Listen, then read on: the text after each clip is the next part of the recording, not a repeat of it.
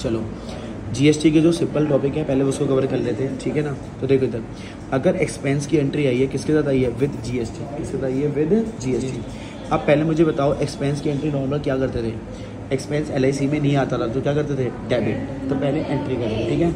अच्छा टॉपिक के साथ जाना है, अगर तुम्हारा एक्सपेंस डेबिट होता है तो तुम्हारा जीएसटी भी क्या होगा, डेबिट। एक और एग्जांपल लेते हैं, इनकम एलआईसी में आती है तो क्या करेंगे, क्रेडिट। अगर इनकम क्रेडिट होगी तो जीएसटी भी क्या होगा, क्रेडिट। इसका मतलब अगर तुम पहचान गए कि एंट्री किसकी है, तो जो टॉपिक है अगर एक्सपेंस का टॉपिक है तो एक्सपेंस डेबिट तो जीएसटी डेबिट, इनकम की एंट्री तो इनकम क्रेडिट तो जीएसटी भी क्रेडिट। अगर परचेज क्या होता है एंट्री में, डेबिट, तो जीएसटी भी क्या होगा, डेबिट। इसका मतलब अगर तुम टॉपिक समझ गए तो टॉपिक के साथ ही होगा जो टॉपिक होगा। टॉपिक अगर डेबिट वाला है तो जीएसटी भी डेबिट, टॉपिक क्रेडिट वाला है तो जीएसटी भी क्रेडिट। सेल क्या होती थी, क्रेडिट, तो जीएसटी भी क्या होगा, क्रेडिट। डेबिट आएगा तो इनपुट लगाओगे आगे, और क्रेडिट आएगा जीएसटी में तो क्या लगाओगे, आउटपुट। सर ऐसा क्यों होता है, ये क्लास की एक्सप्लेनेशन है, क्योंकि मैं यहाँ एक्सप्लेन करने लगा तो पूरी वीडियो 30 मिनट की पहुँच जाएगी। तो ये पेपर ओरिएंटेड है कि 5 मिनट के अंदर टॉपिक खत्म हो जाए, ठीक है ना। तो अभी एग्जाम ओरिएंटेड के लिए डेबिट में क्या आएगा, इनपुट, और क्रेडिट वाले जीएसटी में क्या आएगा, आउटपुट, ठीक है। इधर आ जाओ, एक एक पॉइंट देख लो। कमीशन पेड, अच्छा बताओ मैंने तुम्हें क्या बताया, पेड को अकाउंट में क्या पढ़ते हैं, एक्सपेंस। क्या पढ़ते हैं, एक्सपेंस। तो मैं समझ गया था एक्सपेंस की एंट्री पर मैंने क्वेश्चन में लिखा जीएसटी भी है, क्या है, तो घबराना नहीं है, जीएसटी तो टॉपिक के साथ चलता है। मेरा टॉपिक एक्सपेंस का है, किसका है, अगर एक्सपेंस डेबिट होता है तो जीएसटी भी डेबिट। एक्सपेंस का नाम क्या चीज़ पे करी है, कमीशन। अगर मैं अपने एक्सपेंस को डेबिट कर रहा हूँ तो जीएसटी भी क्या करेंगे, डेबिट। और डेबिट वाला जीएसटी क्या होता है, इनपुट। इनपुट से GST account debit, input as GST account debit. सामने आता है मोड, क्या आता है, मोड। अब यहाँ लिखा हुआ है पेड, तो पेड में कैश भी आ सकता है और बैंक भी आ सकता है। तो सर मैं कैश और बैंक में कैसे पहचानूंगा, इस पूरे लाइन को चेक करो, कहीं पे बैंक या चेक दिख रहा है, नहीं, तो कौन आएगा, कैश। क्या आएगा, बैंक कब आता है, जब या तो बैंक लिखा हो या तो चेक। अब अमाउंट कैसे लिखना है, कमीशन कितने का है, 9,000, इसी पे जीएसटी निकालोगे 9,000 पे, और 9% दिया हुआ है, कितना दिया हुआ है, 9,000 का 9% होता है 810। तीनों को प्लस कर देंगे और कैश के आगे लिख लेंगे, तो वो तुम्हारा आ जाएगा 10,620। तो मैंने करा क्या, जीएसटी के साथ जो मेरा टॉपिक था मैंने उसके साथ ही लिख दिया। एक्सपेंस डेबिट होता है तो जीएसटी भी डेबिट कर दिया, तो मैंने जीएसटी पे ध्यान नहीं दिया, मैं तो टॉपिक पे ध्यान दे रहा हूँ।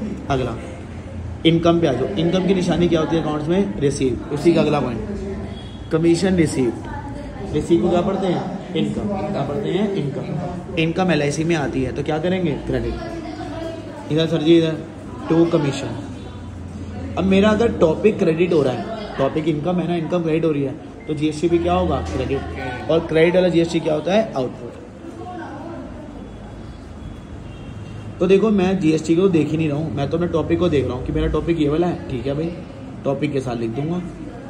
इसका मतलब जो जीएसटी है वो टॉपिक के साथ बैठ के जाता है, टॉपिक को पहचान लो बस। अच्छा कितना दिया हुआ है कमीशन, 18, और जो तुमने कमीशन के आगे लिखा है इनकम के आगे उसी पे जीएसटी, इसका 9%। 18,000 का 9% करोगे तो 1620। फिर इन तीनों का सम करके सामने लिख देना, वो आ जाएगा तुम्हारा 21,240। सामने आता है मोड। अब लिखा हुआ है रिसीव। रिसीव में कैश भी आ सकता है और बैंक भी आ सकता है। पूरी लाइन चेक करो, कहीं पे बैंक या चेक लिख रहा है, चेक लिखा है, क्या आएगा, बैंक। अच्छा कैश और बैंक में कब चेक करता हूँ, जब मुझे पेड और रिसीव दिखता है तो मैं चेक करता हूँ उस लाइन में बैंक या चेक लिखा है तो बैंक नहीं लिखा तो कैश। तो देखो एक में कैश आया और एक में बैंक, तो फर्क समझ आ गया। इसमें चेक या बैंक नहीं था तो कैश लिखा, इसमें चेक लिखा तो क्या आया, बैंक। तो पहले बताओ ये दो टॉपिक ओके हैं, इनका एक एक पॉइंट भी करोगे इनफ है। एक्सपेंस डेबिट तो जीएसटी डेबिट, इनकम क्रेडिट तो जीएसटी भी क्रेडिट। अब हमें पता है परचेज हमेशा क्या करते हैं, डेबिट, तो फिर जीएसटी भी क्या होगा, डेबिट। और डेबिट वाला जीएसटी क्या होता है, इनपुट। इसका एग्जांपल इससे ऊपर वाला 5th point, purchase stationery. Purchase का पॉइंट है, परचेज हमेशा क्या करते हैं, डेबिट। क्या चीज़ परचेज करी है, स्टेशनरी। इधर देखो स्टेशनरी अकाउंट डेबिट। सर आपने यहाँ पे परचेज अकाउंट डेबिट क्यों नहीं करा, परचेज का डेबिट करते थे जब क्या परचेज करते थे, गुड्स। यहाँ गुड्स छोड़ना है, स्टेशनरी है।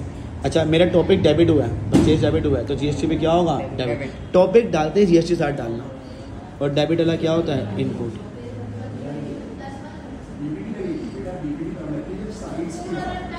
Input SGST account. सामने आता है मोड। परचेज में कितने मोड होते हैं, 3, लेकिन ना कोई सी से कोई मोड दिया, मोड ही मिल गया, कैश। अब कुछ बच्चे क्या करते हैं, घबरा जाते हैं कि जो अमाउंट दिया हुआ है 1000 वो किसके आगे डालें, कैश के आगे? जी नहीं, टॉपिक के आगे। टॉपिक था परचेज का, तो स्टेशनरी पे आया 1000, इसी में 9% 90, फिर 90, फिर आएगा 1180, परचेज का टॉपिक भी हो गया। तो मैं कुछ नहीं कर रहा, जिसको बेसिक जनरल एंट्री आती है उसको GST भी आ जाएगा। हाँ, सेल का यहाँ पे एग्जांपल ले लो, सेल का मैं तुम्हें लिख के दे रहा हूँ, तो मुझे बता देना सर जी इधर example. Sold old furniture, sold old furniture for rupees 10,000 in cash, और इसमें CGST और SGST लगाना है 9%। ठीक है, ये मेरा क्वेश्चन। सेल का टॉपिक है, सेल डेबिट होता है, क्रेडिट होता है, क्रेडिट। टू सेल लिखूं या टू फर्नीचर लिखूं? मैंने यहाँ फर्नीचर बेचा है, तो क्या आएगा, फर्नीचर। सेल कब आता है, जब क्या करेंगे, गुड्स। मैंने गुड्स सुना, गुड्स लिखे होंगे, गुड्स नहीं लिखा तो मतलब जिसका नाम लिखा वही लिखेंगे। तो जो चीज़ हम सेल करते हैं वो क्रेडिट होती है, ये पुरानी वीडियोस में है। टू फर्नीचर, अगर सेल क्रेडिट हुई है तो GST भी क्या होगा, क्रेडिट। क्रेडिट वाला GST क्या होता है, आउटपुट।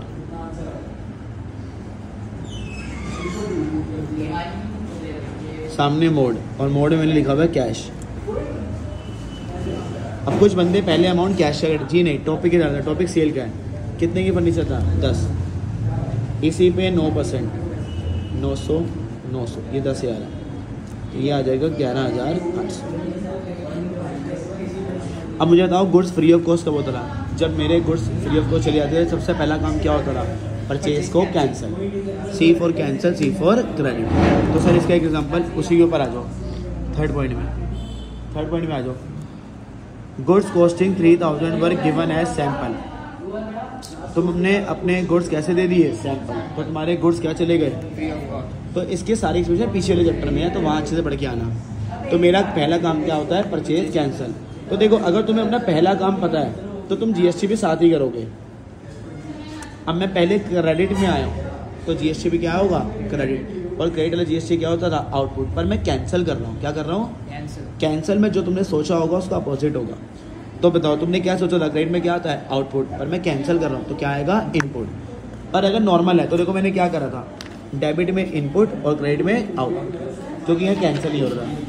अब आना तो क्रेडिट में आउटपुट था, पर मैं इनपुट क्यों करने वाला हूँ, क्योंकि कौन सी सिचुएशन है, कैंसिल। कौन सी सिचुएशन है, कैंसिल। कैंसिल में जो तुम सोचोगे उसका अपोजिट। तो मेरे मन में क्या आया, आउटपुट, उसका अपोजिट कर देंगे इनपुट। बस ये था एक मिनट।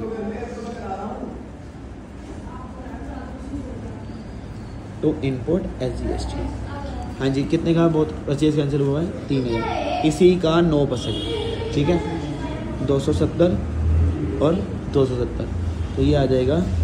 अच्छा, किसकी वजह से कैंसिल हुआ है, सैंपल, 3,540।